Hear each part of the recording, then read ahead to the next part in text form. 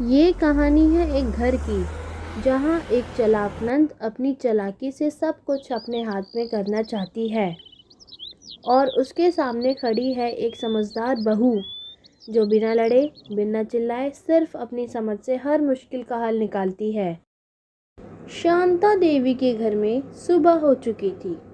बहू राधिका रोज की तरह घर के कामों में लगी हुई थी। माँ जी, आप चाय पी लीजिए, मैं नाश्ता बना रही हूँ। तू कितनी अच्छी है बहू, बिना बोले सब समझ जाती है। इस बहू को तो ज्यादा ही सर पर चढ़ा रखा है माँ ने, कुछ करना पड़ेगा। पूजा हर वक्त मौका ढूंढती रहती थी ताकि माँ के दिल में बहू के लिए शक पैदा कर सके। बुढ़िया आकर अपने घर के बाहर टहल रही होती है, तभी उसकी बेटी आ जाती है। माँ, आजकल बहू ज्यादा फोन यूज करती है, पता नहीं क्या चल रहा है।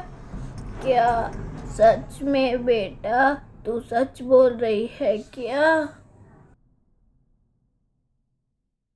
पर राधिका चुप रही क्योंकि उसे पता था सच बोलने की जरूरत नहीं होती।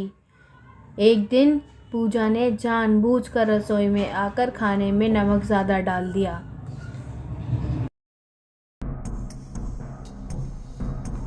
तभी राधिका की सास ने उस पर बहुत गुस्सा किया। ये सब्जी में इतनी नमक क्यों है? माँ, मैंने तो देखा था, राधिका बना रही थी। माँ जी, गलती हुई है, मैं तुरंत नहीं बना देती हूँ। ना झगड़ा ना सफाई, बस समझदारी। तभी पूजा ने अपनी माँ को बहला फुसलाकर घर के पैसे अपने नाम करवा लिए। माँ, अब बुढ़ी हो रही हो, पैसे मुझे संभालने दो। राधिका सब समझ रही थी पर चुप थी। बहू मन में, सच का वक्त आने दो।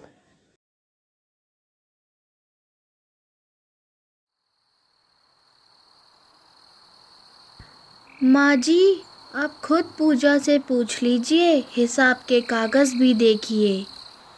कागज़ सामने आते ही सच सामने आ गया।